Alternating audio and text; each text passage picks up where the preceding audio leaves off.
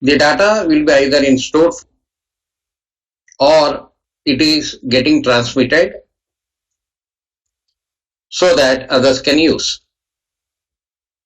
When such data is being existing, which is providing a very crucial strategic value either to the organization or to the government, because of some scrupulous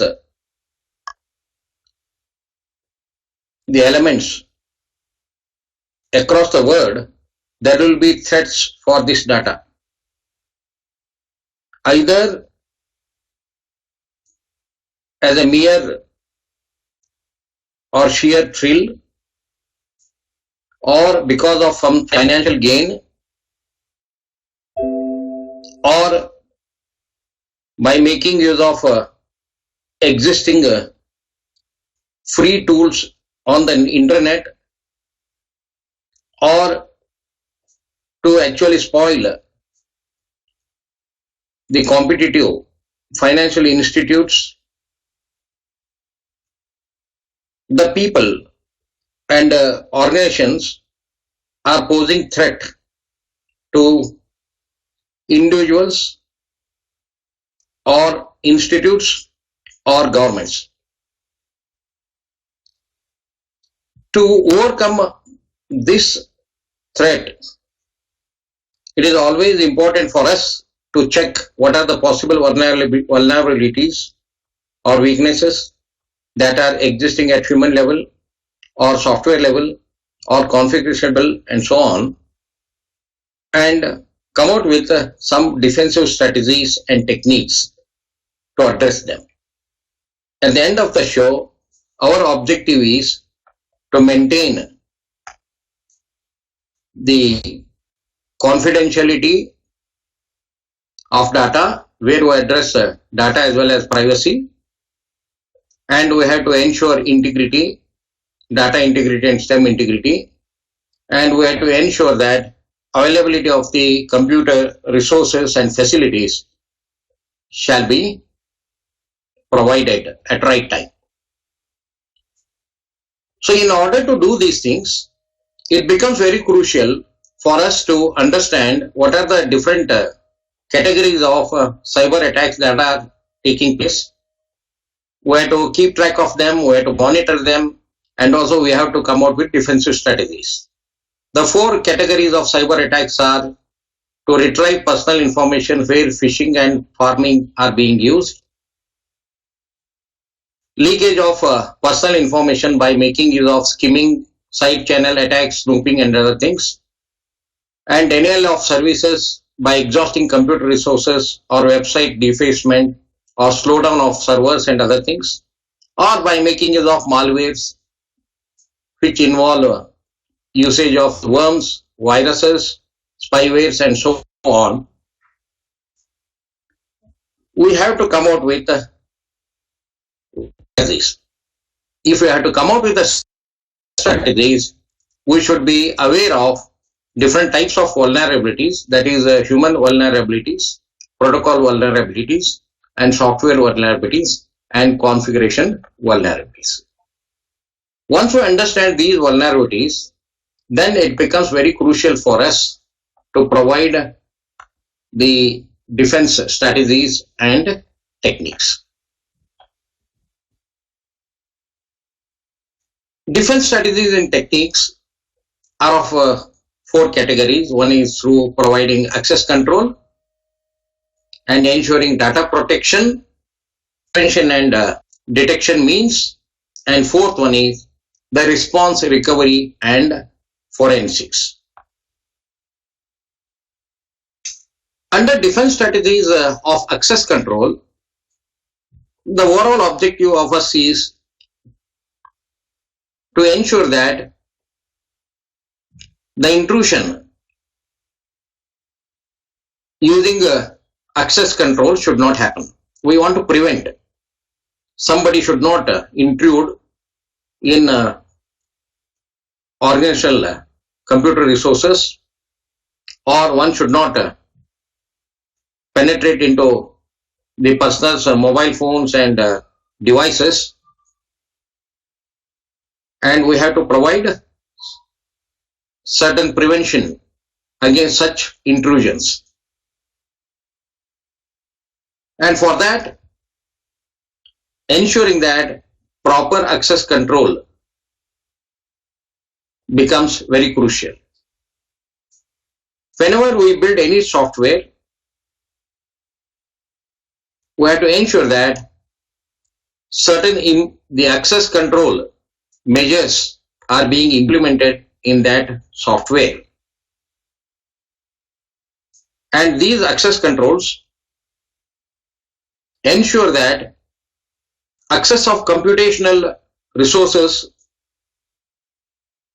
will be granted only to authorized people, and unauthorized people who are trying to introduce into such systems are denied access. And we have to implement as part of operating system and or the application such access controls also, especially in the age of virtualization and cloud, where the digital infrastructure is becoming more global and less local. Under that, there will be possible threats, and we have to ensure that at operating system level and or the application level, proper access controls have been provided. In order to do that, we make use of 3 steps. One is authentication, second one is authorization, and then access. In case of authentication, when anybody wants to use the facilities, for example, assume that you are interested in using internet banking, and anybody cannot enter into the internet banking facility freely. If you have to enter into it, then as a first step, you have to ensure that you are an authorized person. This happens by providing authentication. What do you mean by authentication? The authentication actually is a provision to be fulfilled to permit or deny entry into the system. If you are an authorized person, then you should get entry. If you are unauthorized person, then you should not get in. To prove that you are an authorized and authentic person, there is a precondition on you. That is, you have to provide login and you have to provide a password. Then if both are right, then you get in. But if you are not providing these things in a correct manner, then you will be denied access. Once you are successfully logging in, then the next step is coming as authorization. There are varieties of users will be there. There will be super users, system administrators, then officials, then end users. As a person who is interested in using internet banking facility, as an account holder, you are authorized to use the different types of services which are meant for the account holder, and you are not having authorization to use the system admin facilities or the facilities which are available to the bank officials and other things. So to ensure that proper authorization has been given to different set of people, the rules are devised and they have been implemented in the software. Once you are an authenticated user, once you get authorization to use certain defined and allowed set of facilities, then the third step is getting the access. And there are so many restrictions may be there, and there are some the facilities which are available to you to access. These three levels of access control: authentication, authorization, and access. Then you can log in, then you can fulfill certain rules and you become authorized user. Then you can have access to the facilities which are meant for you as an user.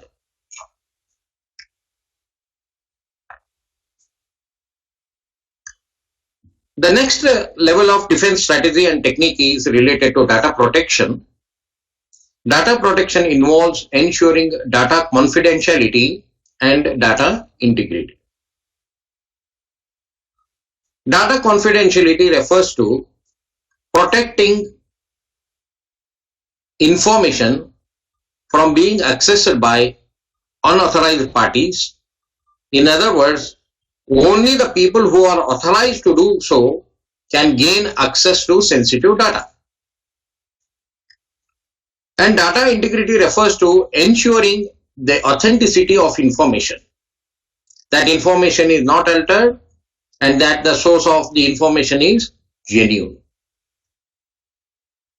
So using data protection, we have to ensure that data confidentiality and data integrity are put in place. In order to implement the data prevention, we are making use of encryption, decryption, and integrity check. When data is moving from the system to citizen or sender to receiver side, the sender side, the whatever message we want to send it, we encrypt it. So encryption is the process that converts data such as a document or spreadsheet into an unintelligible scrambled format so that unauthorized users should not make any sense out of it. It protects data by making it unreadable.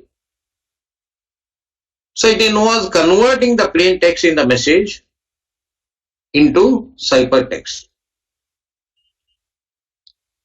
And this ciphertext moves from sender to the receiver.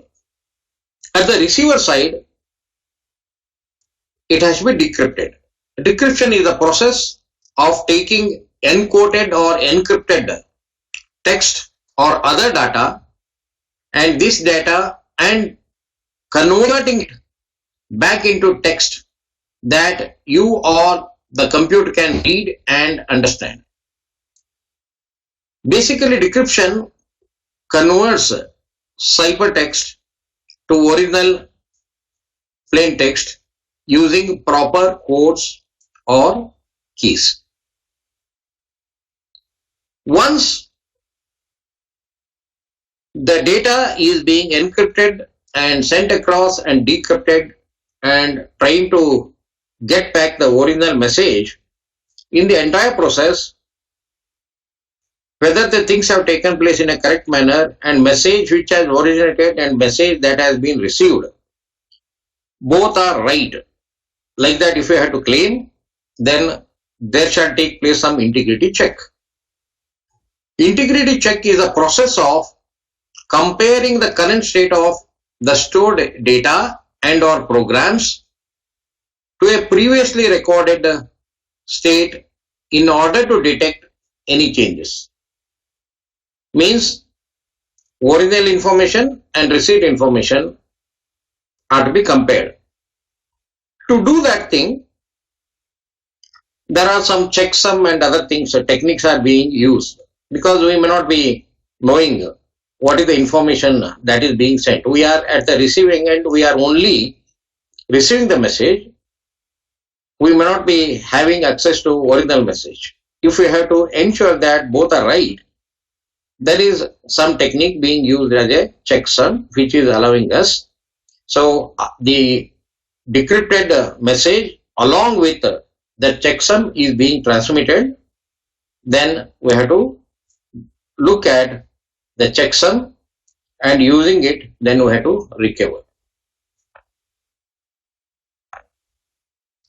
How it is taking place? This entire process of encryption and decryption of message. The sender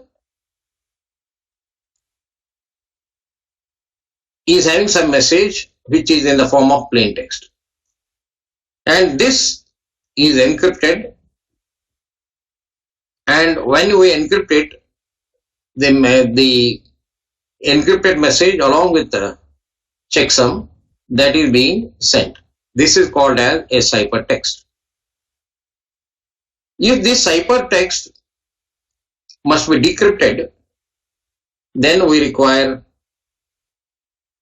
the recipient's public key and recipient's private key. And the recipient's public key is ensuring that the set of people are authorized to use it, and recipient private key is actually taking place at the individual level or at a specific entity level.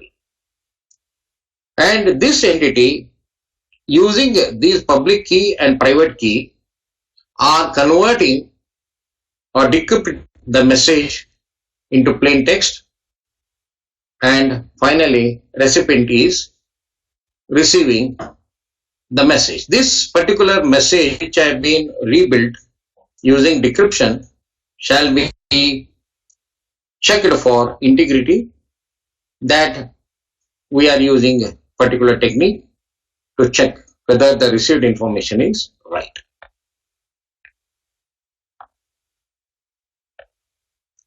In order to provide all these things, a lot of different level actions are taking place. Now we shall move towards the third type of defense strategy and technique, that is prevention and detection. These strategies are involving providing access control in the form of authentication, authorization and access, message encrypting, and intrusion prevention by making use of techniques like traffic analysis or patterns of behavior like virus signature, pattern of file access, all such things we have to make use.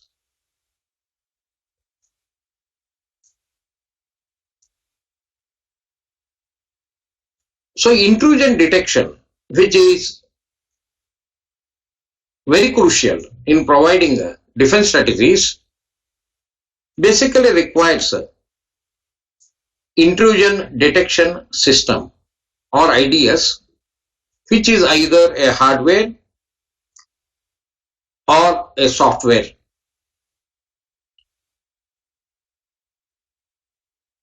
This uses known intrusion signatures to detect and analyze both inbound and outbound network traffic for abnormal activities through system file comparisons against malware signatures, scanning processes that detect signs of harmful patterns, monitoring user behavior to detect malicious intent, or monitoring system settings and configurations. So whenever the person wants to intrude, the attacker wants to hack into any system, he continuously trying to attack the system, because he tries one type of attack. If it is not successful, he tries another type of things. Like that, the attacker may not be getting access in a single shot into the system. At that time, so intrusion detection systems are looking at this. There is a continuous attempt to enter into the infrastructure, like that pattern or traffic is being analyzed. Then they understand, oh, here is a person who is trying to enter into our system, or here is the organization which is trying to enter in our system. Like that, by looking at this abnormal traffic, immediately they become alert and they want to take appropriate defensive strategies. And when viruses, worms and others, or spywares and others, are also trying to enter into the system, they leave the trace or signature. Understands there is something, some worm or virus is entering into the system, like that it understands, and because of firewall and other things, we may be getting the information related to that. And as soon as we look at these patterns or signs, then the IDS is going to, or intrusion detection system, it sends the signal to the computer security staff members who can take appropriate measures. And also the people who are interested in harming, they may be either internal people or external people, if they are trying to do anything to the system, they always show it with trial and error methods. They may be attacking one software, if it is not successful, then they may be trying to enter into some other server, it is not successful, then they may be trying to do something, or they may be copying, or they may be trying to get the access, all such things they will be doing it. All these behaviors are being detected. And also, some people may be trying to change the system configurations or settings. And this also is recognized by intrusion detection systems, and immediately they send the alert to computer security staff members to initiate certain actions.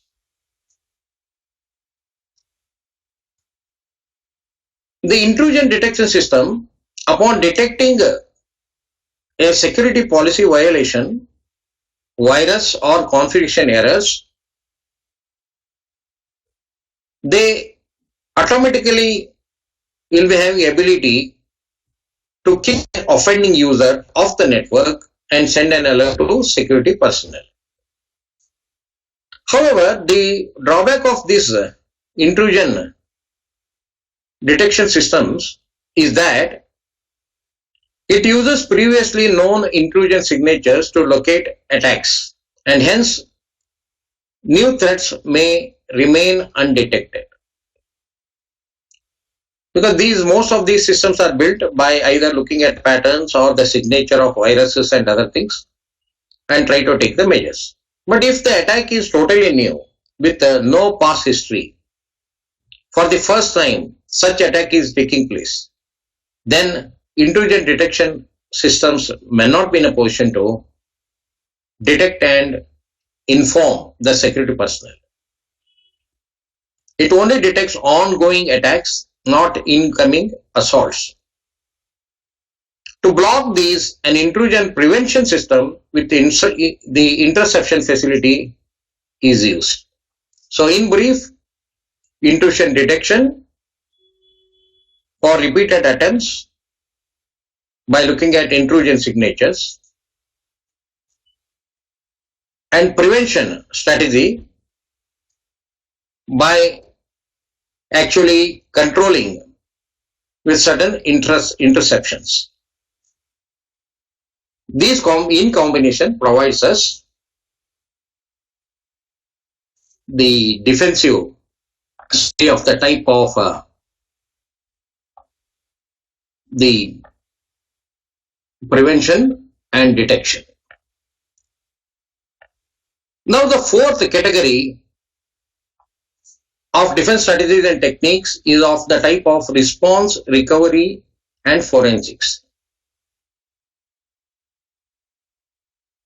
Whenever we detect any attack of virus or worms, or when you say that some spyware is monitoring us, then at that time immediate response measures shall be taken to shut down all or part of the system, and then we have to scan for virus and other things and quarantine infected parts, and to cure the system we have to apply necessary patches and then release the cleaned version of the file or software.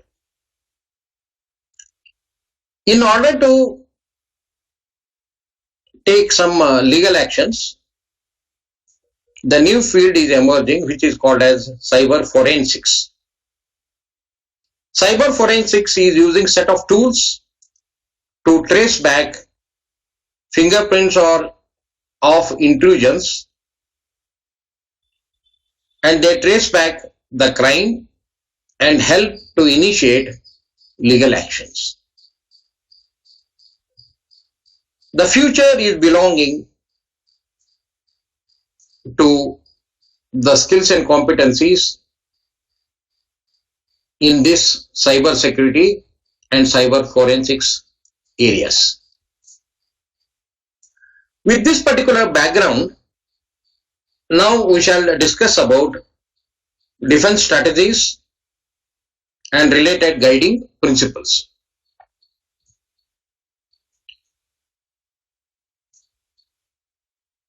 Security is more a human problem than a technological problem and must be addressed at different levels.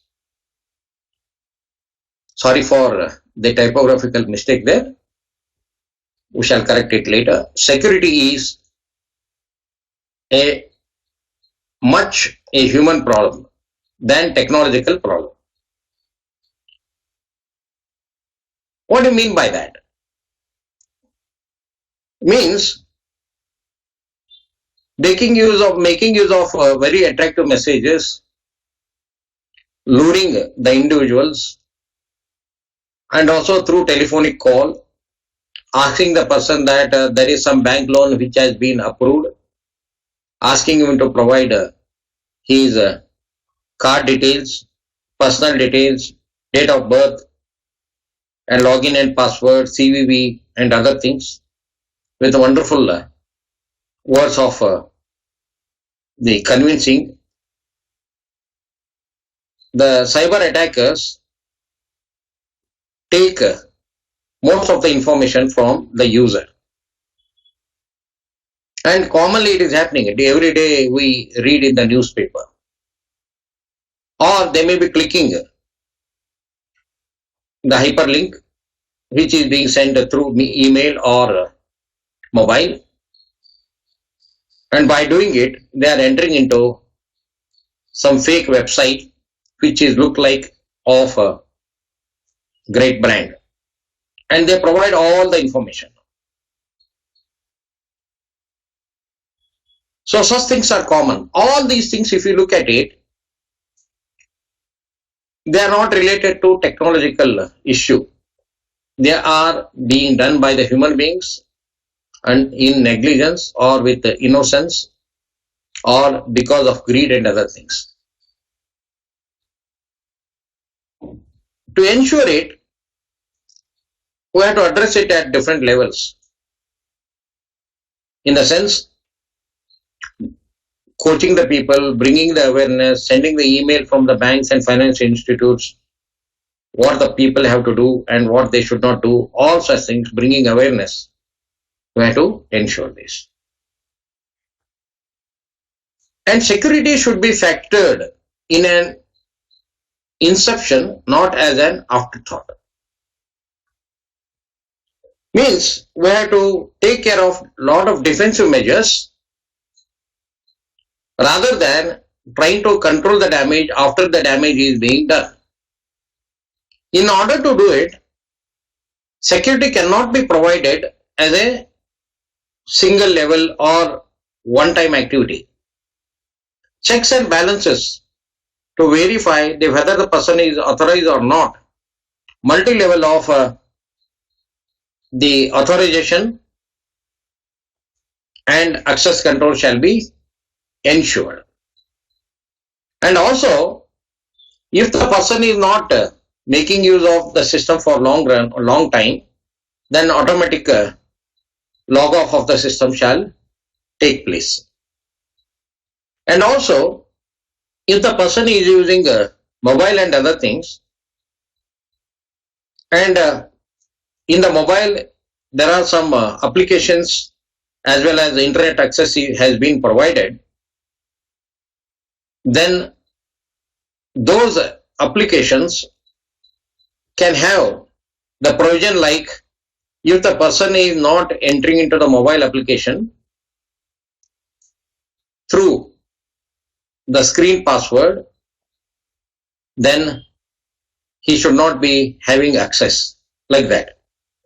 Such a smart action also can be ensured. In the third level, security by obscurity is often bogus. A set of people and organizations go on claiming that the package which they are providing or software that they are providing or virus protection software that they are giving is the best in the world and it is foolproof and other things.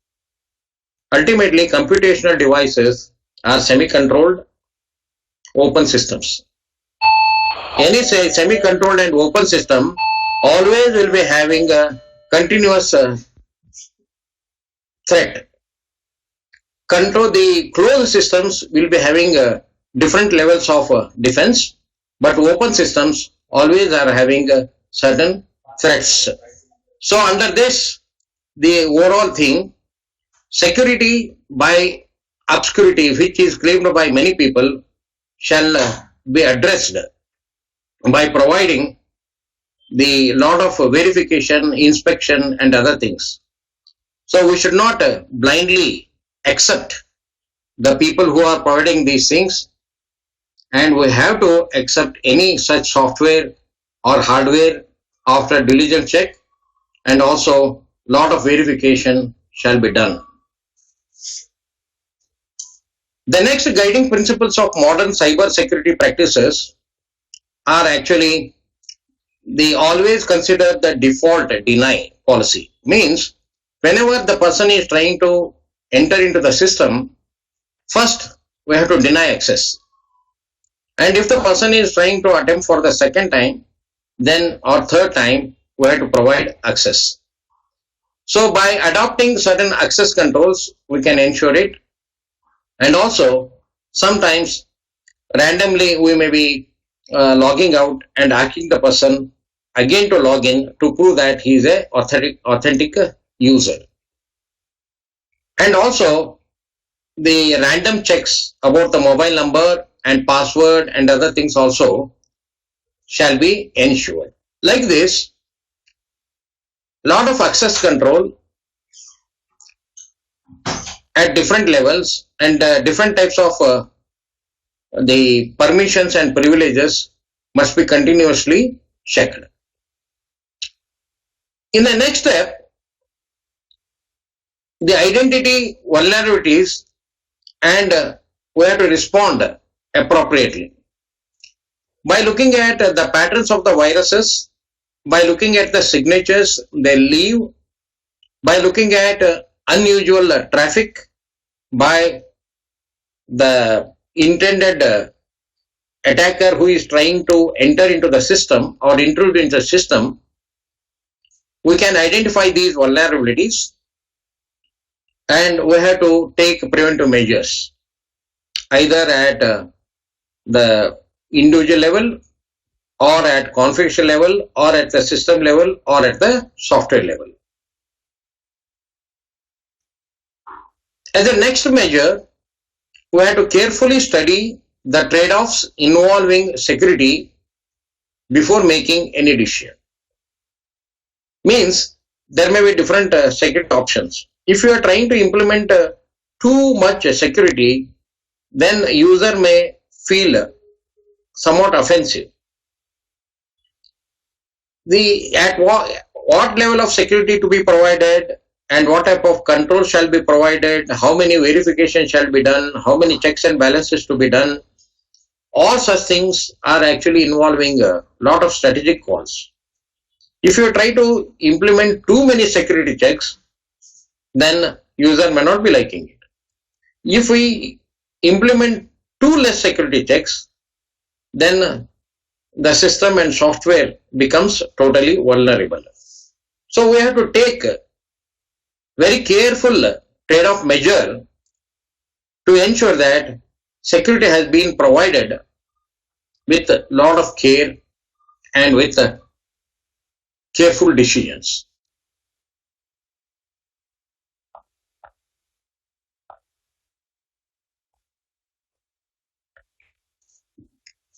Now, before ending the session, I want to tell you that if we have to provide the security to the computer assets and computer systems and software and user, lot of decisions are to be taken. One, at the organization level, there should be appropriate policies. And if any individuals, organizations are making the security violations or pose a threat, by looking at the type of the threats, appropriate laws to be framed, cyber laws, either at international level or at the government level. Under these laws and under these policies of the organization, we are going to decide about how to put the defensive strategies to ensure that the softwares and systems and computation devices are safe. In order to do it, we may have to implement firewalls or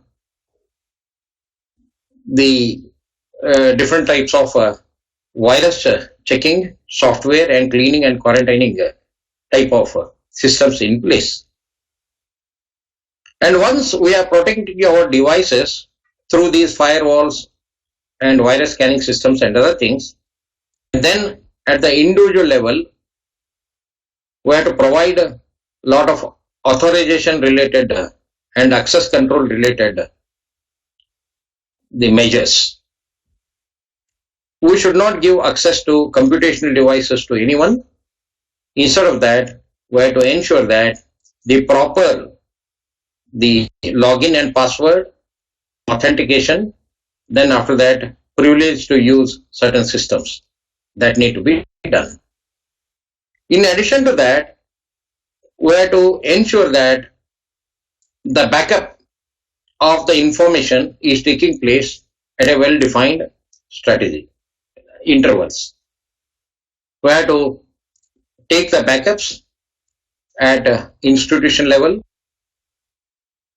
and we have to take up the backup and maintain in fireproof cabinet against natural disasters.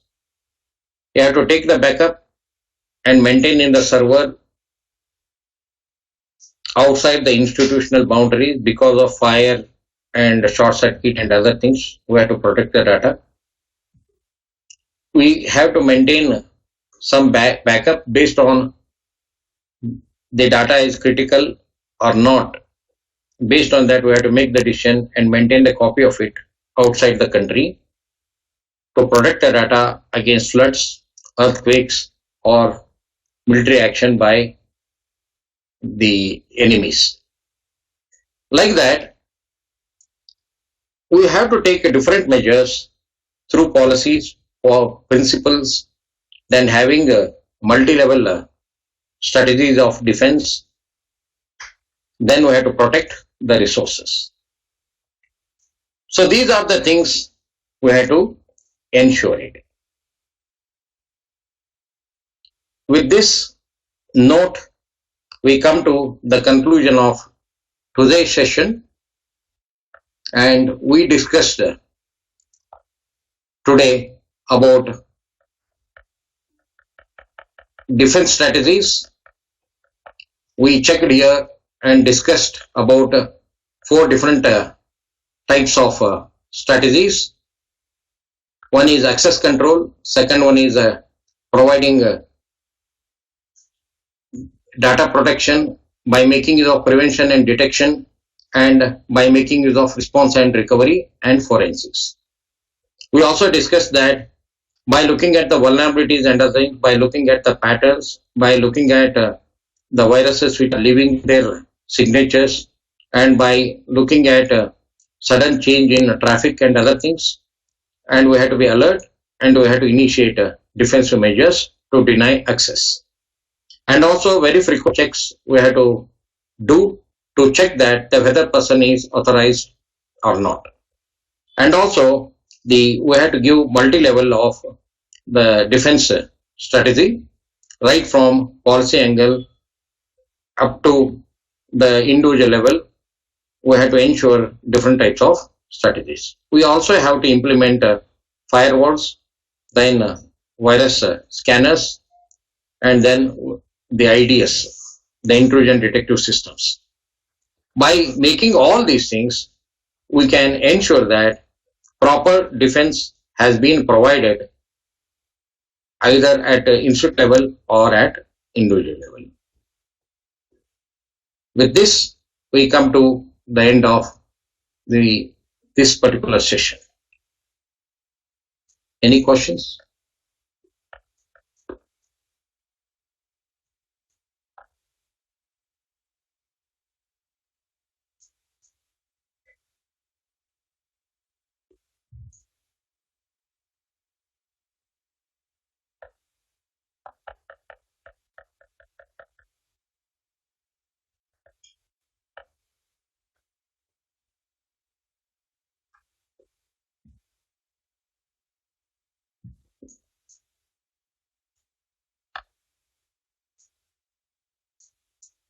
Okay, thank you.